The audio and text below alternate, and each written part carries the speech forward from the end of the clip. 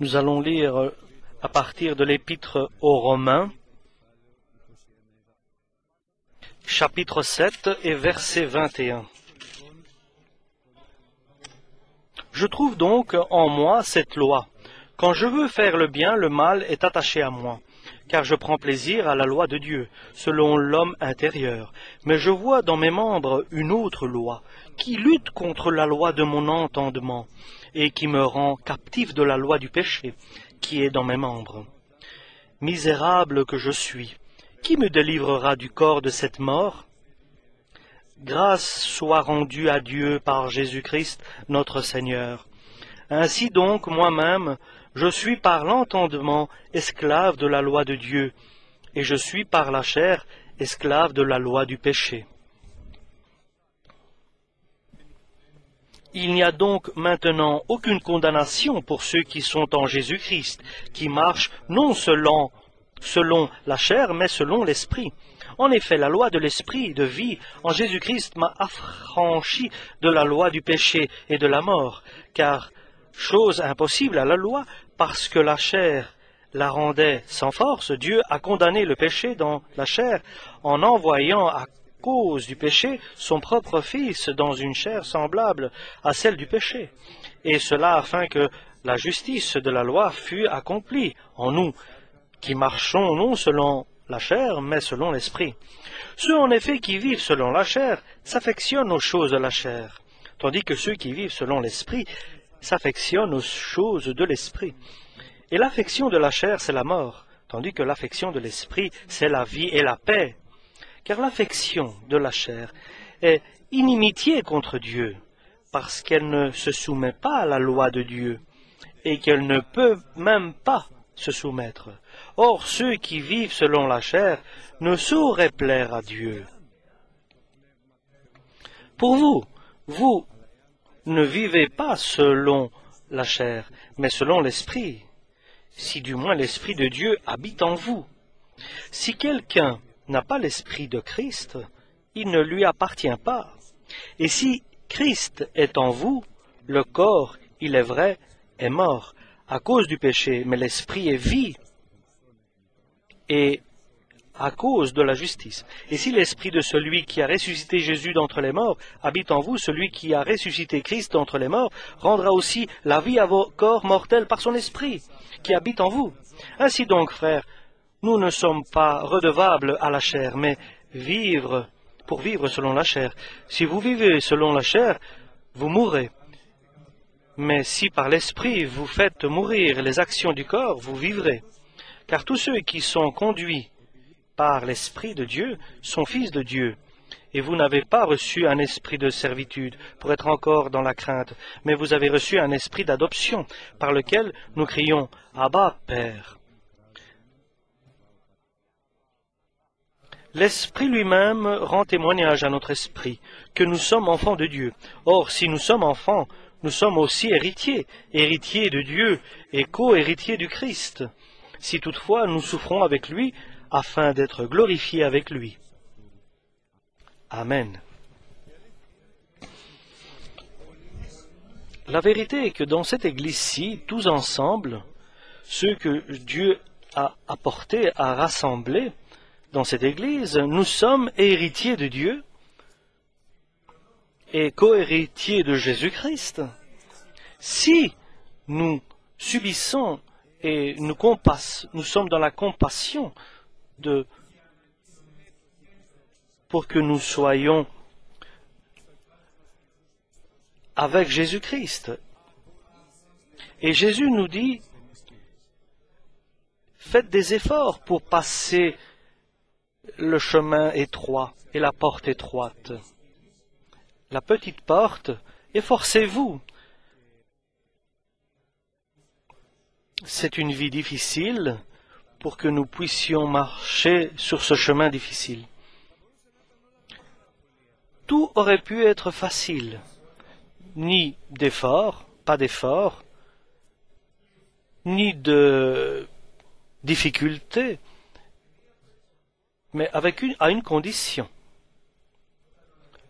Lorsque nous recevons une renaissance, que la loi de la chair s'en aille de notre corps. Et ça, nous devons le mettre à mort.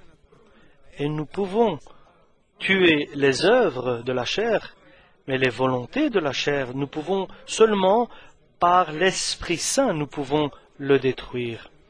Et l'apôtre Paul nous dit, je sais, donc, cette loi qui révèle que moi, je veux faire le bien, et je me réjouis à la loi de Dieu dans l'être intérieur, mais en moi-même, il y a le mal. Et pourquoi il y a le mal? Parce que je vois dans mes membres une autre loi qui est en contradiction avec ma loi, qui m'emprisonne, qui me lie dans ma chair. Donc, il n'a aucun doute que dans ces membres du corps, il y a la loi du péché,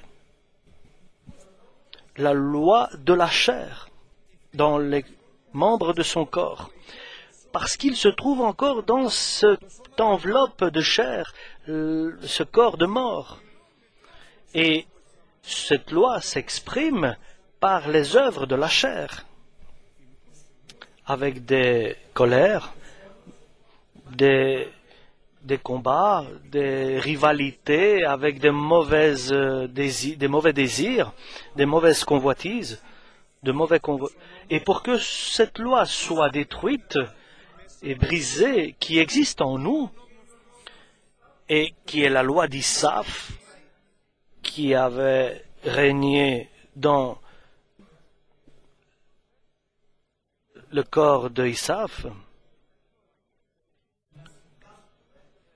et nous devons, pour éviter tout cela, passer, nous devons souffrir avec eux pour être associés dans leur souffrance et pour que nous puissions devenir héritiers et co-héritiers de Jésus-Christ, comme des enfants de Dieu, c'est-à-dire que nous soyons guidés par le Saint-Esprit en vérité, pour que nous soyons véritablement ses enfants et que nous marchions pas seulement par la chair, en accomplissement la volonté de la chair, mais marchions selon l'Esprit, pour que par l'Esprit Saint, nous pourrions faire mourir les volontés de la chair. Et cela n'est pas facile et difficile. Cela est compliqué. Et je peux dire, c'est si compliqué, c'est si difficile que l'apôtre Paul nous dit impossible, le dit impossible pour que l'homme ne puisse, par ses propres capacités et efforts, qu'il devienne quelqu'un qui met en pratique la parole.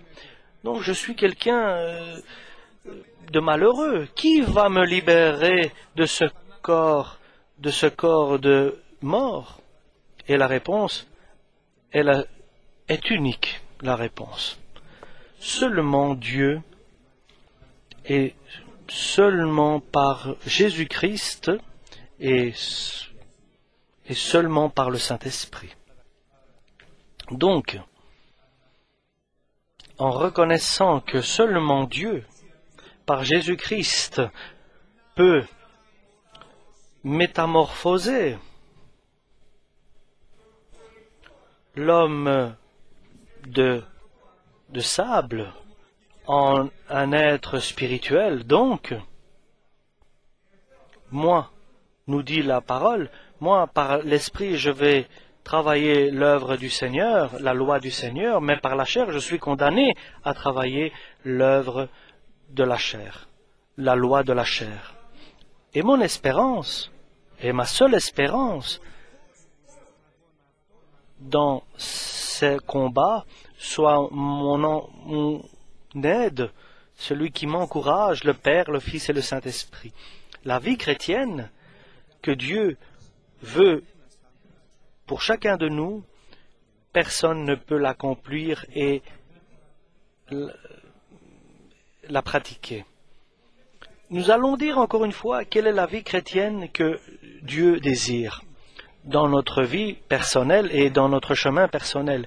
5 choses importantes. Premièrement, une vie ecclésiastique en patientant dans l'enseignement des apôtres et dans la communion des frères et dans la Sainte Seine. Et deuxièmement, une vie spirituelle avec une relation personnelle avec Dieu dans notre chambre, dans la prière, là où se révèle le Père, dans le secret de la chambre, par Jésus-Christ.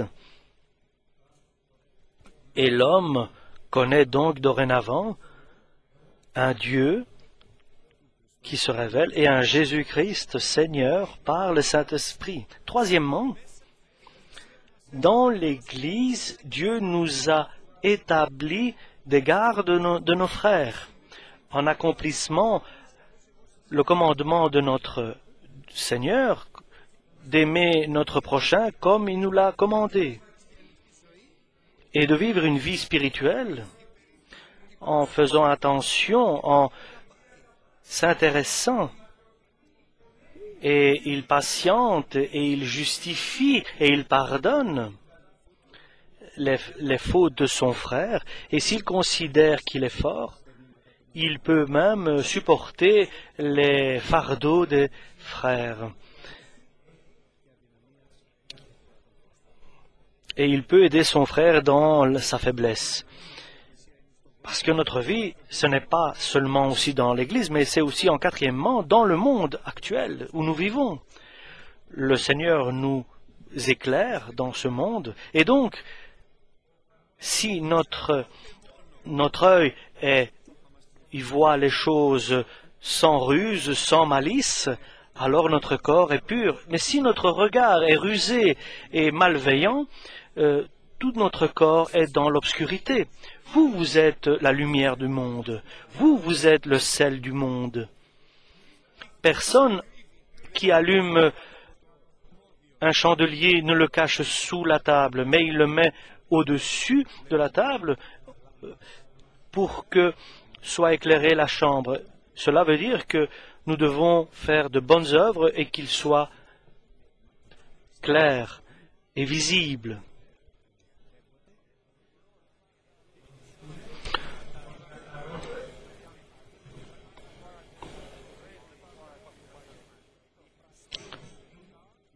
Et le chrétien a une vie juste, d'aimer les autres et de faire le bien pour les autres.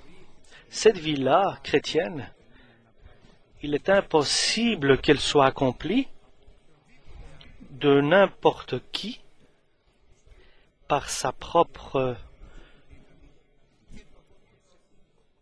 volonté et par sa propre prière. L'apôtre Paul est certain de cela. Il dit, de ce corps de mort, moi, le malheureux que je suis, il y a seulement le Père qui va me délivrer par Jésus-Christ. Et il explique. C'est pour cela. Il n'y a aucune condamnation. Il y a à ceux, donc aux chrétiens, que le Christ a rassemblés dans son Église. Mais qui? Mais pas tous. Il n'y a aucune condamnation à ceux qui sont de Jésus-Christ, mais pas tous. Seulement ceux qui marchent selon l'Esprit. Et pas à ceux qui marchent selon la chair. Donc dans l'Église du Christ, il y a certains qui sont baptisés à l'eau, au Saint-Esprit, et qui certains ont des dons. Si tu ne veux pas qu'il y ait dans ta vie et dans notre vie une condamnation et une accusation, mais nous devons marcher selon l'Esprit, parce que seulement la loi de l'Esprit en Jésus-Christ nous libère de la loi du péché, parce qu'il est impossible, la loi de Dieu, qui est de nous libérer. C'est pour cela que Dieu a envoyé son Fils Jésus-Christ, son Fils unique, en ayant le même corps que nous, semblable à nous. Et alors, il a accompli la loi de Dieu, donc nous accomplissons la loi de Dieu seulement à ceux qui marchent selon l'esprit et pas à ceux qui marchent selon la chair. C'est très important ce passage, la vie du chrétien, et comment tu marches dans l'Église du Christ. Pas comment nous prions, pas parce que nous pensons, pas ce que nous vivons. Tout cela est très bien parce que nous faisons cela par la foi.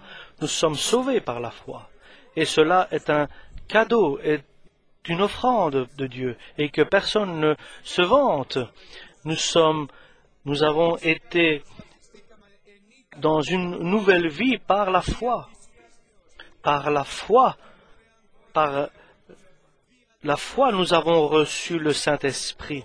Et par la foi, Dieu nous donne nous fait grâce dans l'Église. Mais pas par notre force, ni par notre puissance, mais par la force du Saint-Esprit seulement tout cela s'accomplit. Nous pourrons marcher selon l'Esprit en étant agréables au Père et Fils et Saint-Esprit.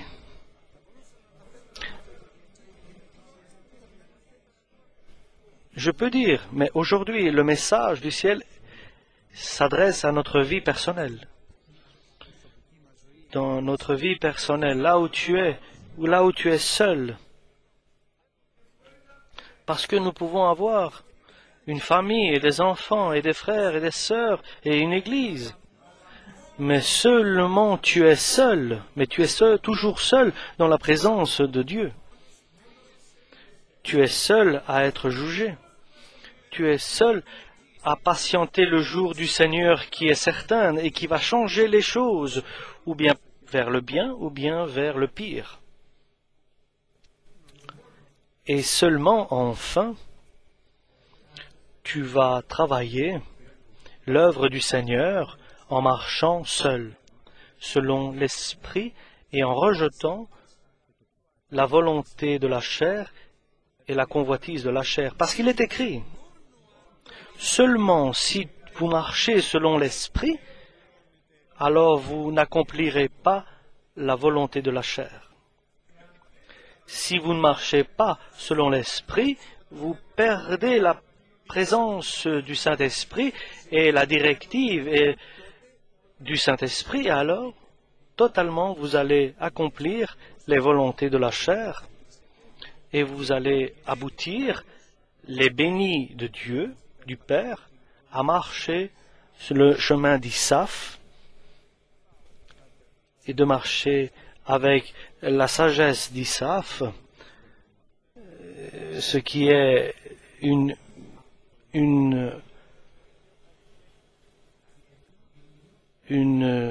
sagesse terrestre,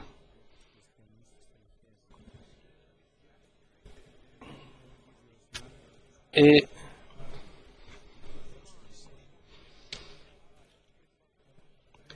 là où les chrétiens attendent d'être appelés par le Christ pour être enlevés par l'Église, être enlevés avec l'Église, le Seigneur viendra nous prendre lorsque s'accomplira l'enlèvement de l'Église. Et si nous ne sommes pas selon ceux qui marchent selon l'Esprit, alors le Seigneur va juger que nous sommes des vierges insensées. Parce que ceux qui vivent selon la chair, ils pensent et accomplissent selon les volontés de la chair. Ceux qui vivent selon l'Esprit, ils accomplisse les choses de l'esprit. Et l'important est ce que nous désirons, ce que nous voulons. Et nous allons le répéter encore une fois, l'homme peut marcher selon l'esprit, et qu'il soit guidé par le Saint-Esprit, et être guidé par son esprit, pour qu'il soit un vrai enfant de Dieu. Parce que l'homme est Trinité aussi. Il a la chair, un esprit et une âme. Et la chair s'exprime par sa vie et les convoitises de la chair, qui simplement peut dire qui plaît à l'homme. Il se plaît à cela. Et de quelque chose de plus simple. Moi, j'aime manger par exemple le poisson, à l'autre la viande, à l'autre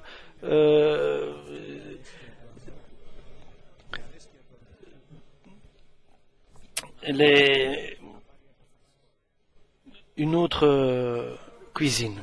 Donc, l'homme qui marche selon l'esprit, il marche selon la volonté de la chair. L'homme qui veut marcher selon la chair, il décide selon des volontés de la chair. Mais l'homme qui veut marcher selon l'esprit, il va vers celui qui peut seulement l'aider par Jésus-Christ, donc vers Dieu, par l'Esprit Saint, et il confesse que moi, qui est charnel, il désire et il aime cela. Mais toi, Seigneur, qu'est-ce que tu aimes? Et alors il va lui être révélé. Celui qui va se révéler à lui, c'est Dieu. Et l'homme qui marche selon l'esprit va être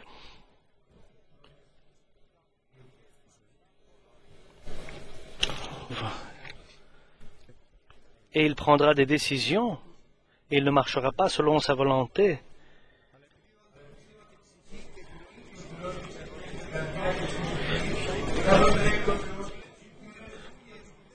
Et mes volontés, ce n'est pas vos volontés. Et ce que son désir à son cœur est éloigné de la terre au ciel. C'est pour cela l'homme qui veut marcher selon l'esprit, il va vers le Père céleste, le seul qui peut l'aider et qui peut le sauver à marcher selon l'esprit. Il lui dit, c'est cela que je voudrais avoir. Et Dieu, immédiatement, répond à celui qui demande avec assurance, et il va lui montrer sa volonté. Et si facilement, l'homme peut rejeter sa volonté.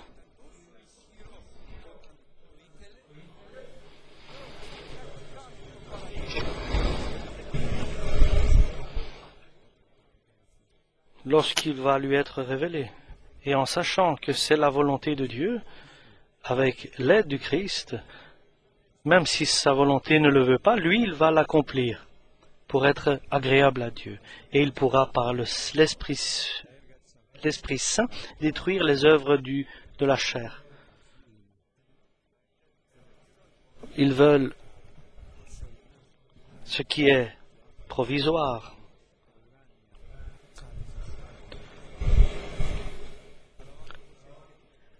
Mais l'homme a aussi un esprit, et l'esprit est la logique de l'homme.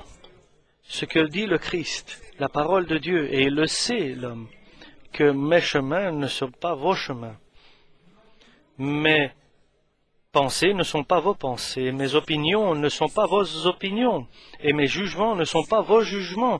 Ma justice n'est pas votre justice.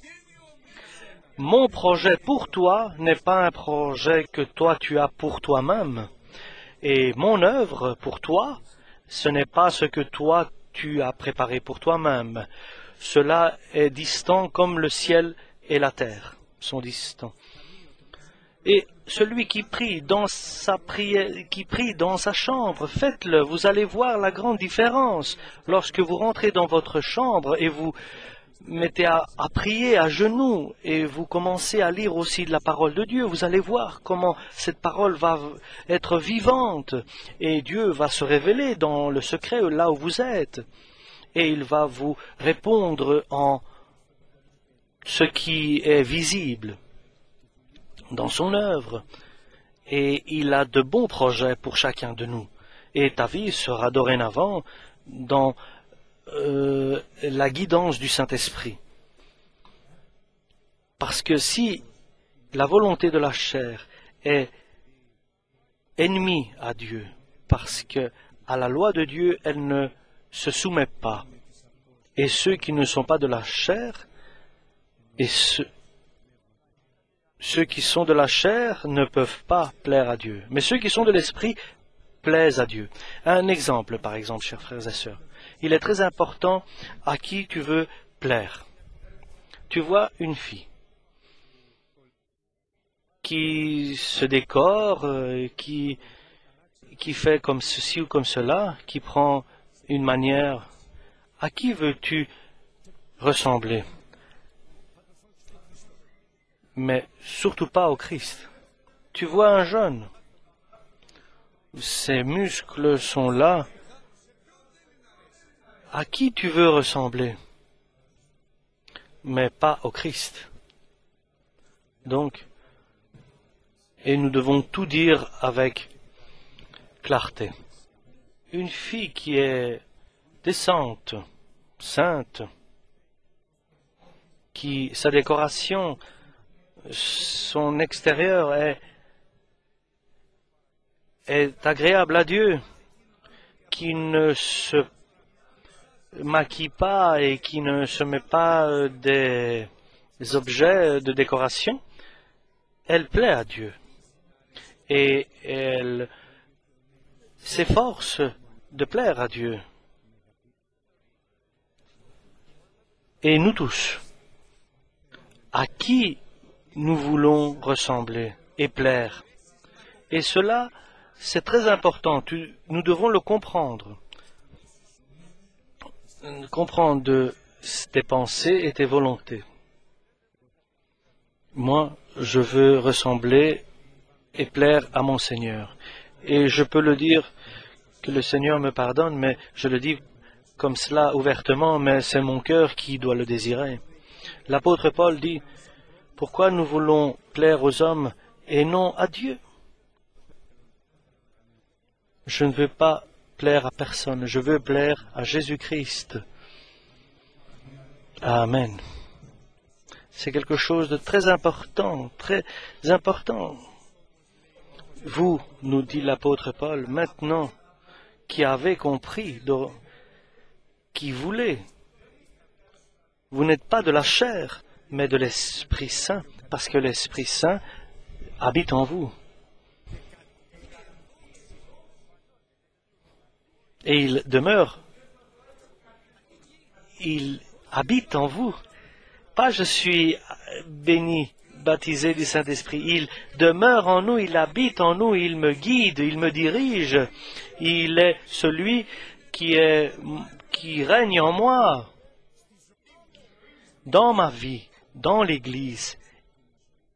Et il reste dans nos vies personnelles. Il est. Il sera si nous avons la volonté du Christ, il était Dieu, et il n'a pas voulu garder cette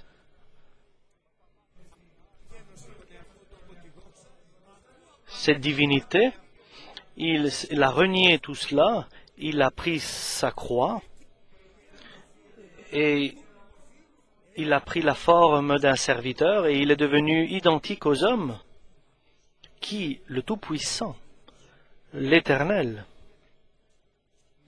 le Seigneur, le vrai Dieu, identique aux hommes, semblable aux hommes.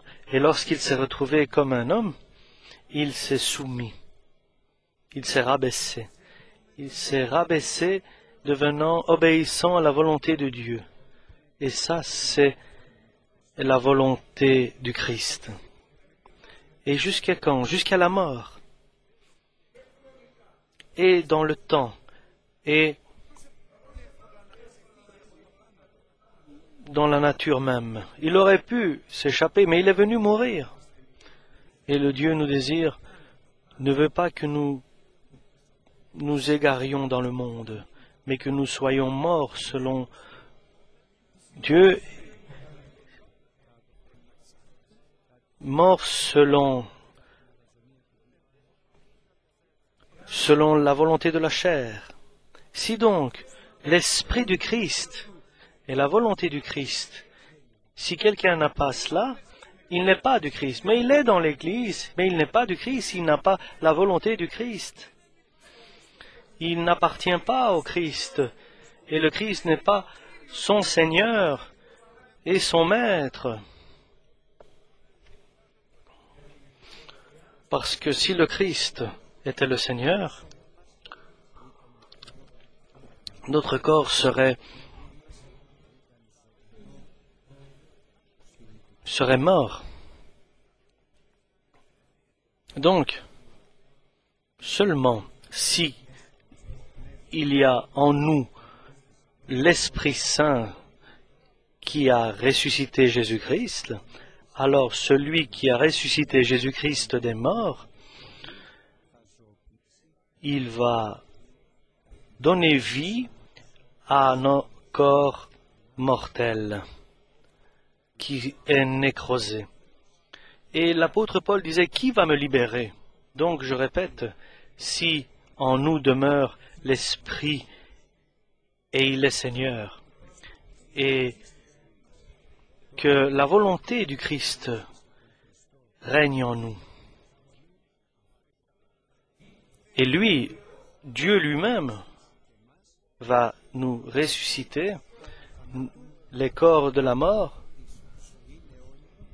pour une vie éternelle et pour la gloire de Dieu. Donc, chers frères et sœurs, nous sommes redevables, nous avons une dette à accomplir nos volontés, parce que nous allons mourir. Parce que si nous vivons selon la chair, nous allons mourir. Aujourd'hui donc, Dieu nous appelle de condamner notre chair, de condamner la volonté de la chair, et de demander à Dieu de nous aider, que nous soyons de l'esprit, et de ne pas accomplir les volontés de la chair, mais d'accomplir les volontés de Dieu par l'Esprit Saint. Chers frères et sœurs, c'est une invitation. C'était comme si le Christ était là. C'est ainsi que je le comprends. Celui qui veut venir derrière le Christ, est-ce que tu veux suivre le Christ? Tu dois abandonner ta personne, tu dois t'abandonner toi-même. Il n'y a pas d'autre solution, il n'y a pas d'autre manière, c'est de suivre le Seigneur et de tuer les œuvres de la chair, de prendre ta croix sur toi et de porter ta croix sur toi. Facile est d'abandonner ta croix, mais le Seigneur veut que nous prenions sur nous notre croix, et alors nous pourrons, et Dieu va nous aider à accomplir sa volonté. Pourquoi? Parce que seulement ceux qui sont guidés par le Saint-Esprit, c'est-à-dire ceux qui marchent selon l'Esprit et qui tuent les actes de la chair, ceux-là seulement vivront et verront Dieu. Il n'est pas facile, il est impossible, nous dit l'apôtre Paul. Qui va me libérer de ce corps de mort? Mais n'ayez pas peur. Nous n'avons pas reçu un esprit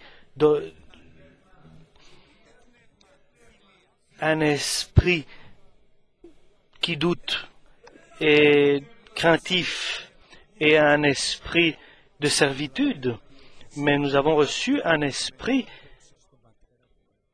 d'adoption pour que nous puissions crier Abba, Abba, le Père, et nous n'avons pas reçu un esprit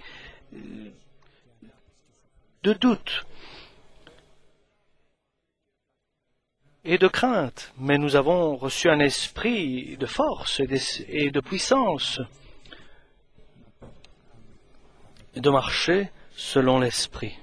Et alors, l'Esprit Saint va